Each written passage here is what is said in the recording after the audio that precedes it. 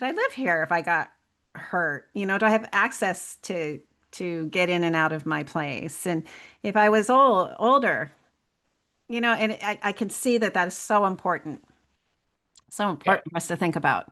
I remember that too with my mom having to be in the hospital, and then even for us just in her little condo, she couldn't come home until we made some of these changes, and then it was a fire drill, you know.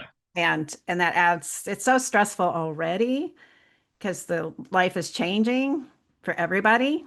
right. But I love the idea. Yeah, planning ahead. And maybe we don't want to, like you said, we don't want to believe we're aging. We don't want to believe we're ever going to possibly have to be a carer.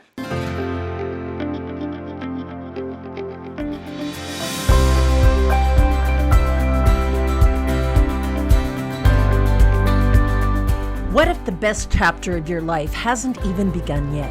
What lies within you is the power to live brighter, bolder, and truer than ever before. So welcome to Vivatude, where caregiving, connections, and career come into balance, and where your vitality, vision, and voice shines through. Because the revolution isn't out there, it's already within you. Welcome to Vivatude. All right, welcome back, everybody. Coach Tracy here from Vivatude, and I am your host for physical and environmental wellness. And today we are talking about environmental wellness, which also actually has an emotional aspect to it. We're here with Paul from Pathway Design and Construction. So, Paul, thanks again for being with me.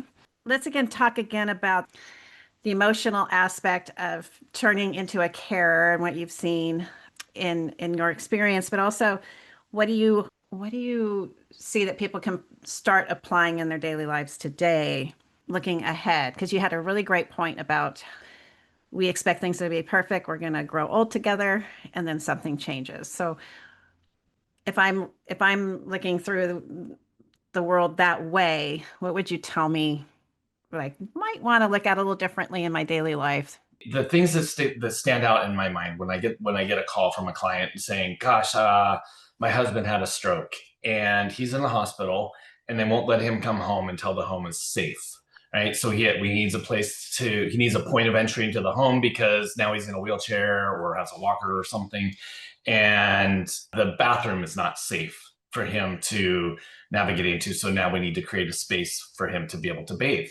And for me to be able to take that information in and be able to then create what it is ever that we need to create to make the space safe. It's not usually a quick turnaround. it's Hmm. it's instances of, if weeks at a minimum, but potentially months. And if your spouse or your parents are having to stay in the hospital or another care facility where they don't want to be, like, how can we have a little bit of foresight and do something for yourself now that can actually benefit you again in the future, to just have it. We're all going to get old. Like, I think that's the hardest thing for all of us as What? humans to understand, is we're all getting old and life changes. And it just, how can we prepare ahead of time? I think that's the biggest piece of all Hmm. this, thinking about reaching out to people and not, and knowing that you're not alone, and getting advice or ideas. It doesn't hurt to, if you're not ready to pull the trigger, that's fine, but have a conversation so you can start planning in your head, like, if this happens, let's, okay, we can't live in this home, or we can live in this home, with Hmm. these changes that need to be made. That's a really good point. And do you do things like where you could come out, say someone wants to make that assessment up front, and have a plan? Do you go I out? do. Yeah. Okay. And I think, yeah, I think that, and it's fantastic. I love it when clients call me to do that. Like, a lot of times it doesn't turn into a job because I'm telling them you can't live in this home. Right. Like, Hmm. but I'd rather do that than for them to be stuck in this situation in the future where they're just like, I don't know what to do. Yeah, in their last minute. I remember that too with my mom having to be in the hospital, and then even for us, just in her little condo, she couldn't come home until we made some of these changes, and then it was a fire drill, you know, Yeah. and that adds, it's so stressful already because the life is changing for everybody. Right. But I love the idea. Yeah, planning ahead. And, maybe we don't want to, like you said, we don't want to believe we're aging. We don't want to believe we're ever going to possibly have to be a carer. We're moving blindly. Uh, Yeah. that's them over there. Yeah, and you never know when it's going to happen. I have clients right now that Yeah. we're designing how to put an elevator into their home, and both of them are super active. They're both retired now. They ride their bikes like I don't know. They just finished a tour of France, right? Oh, And awesome. they're so super fit, but they also like know that they've had bike accidents in the past, and they were down for several months, and it made living in their home harder. And they can see, gosh, I'm a little bit older now, and if that same thing happened to me, I don't know that I could continue to function in the home. Right. Right. And then, I think the same because I'm very active as well. Right. And I'm like, yeah, I'll be much stronger than Right. some people at that age or whatever. And I could live in that false or that chair, that rose colored glasses. Right. But when I think about what you said about, well, thinking ahead and I'm thinking about where I'm now, could I live here if I got hurt? Do I have access to get in and out of my place? And if I was older, and I can see that that is so Yeah. important for us to think about. Yeah. As far as, the concept of uh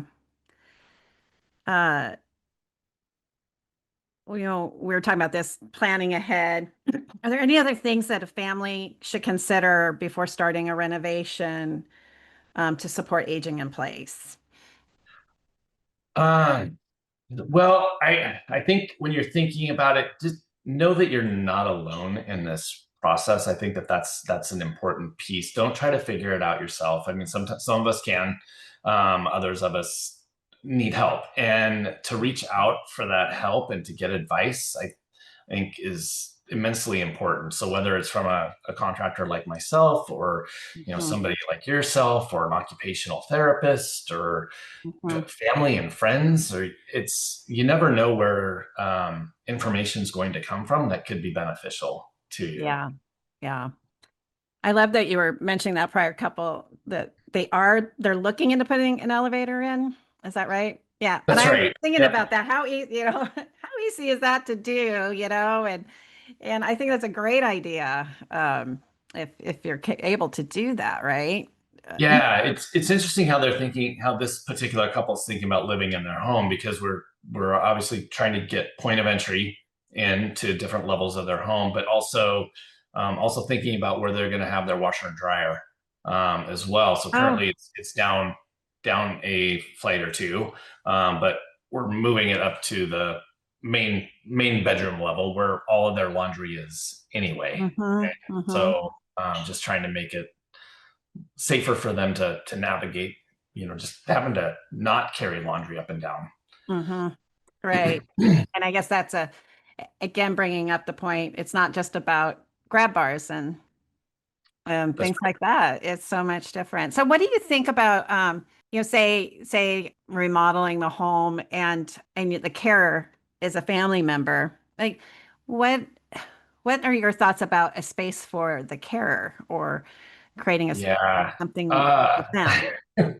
I think the family dynamics definitely play a role in this, in whether Hmm. you can say move in with your parents, Hmm. or they can move in with you. I think something you need to come to grips with, if Yeah. that's in the cards for you, Hmm. or if it becomes somebody that you're bringing into the home Right. that can stay. But having that space where that caregiver can sleep, or just kind of shut themselves off from whatever else is going on in the house, to Hmm. have their own personal space, Right.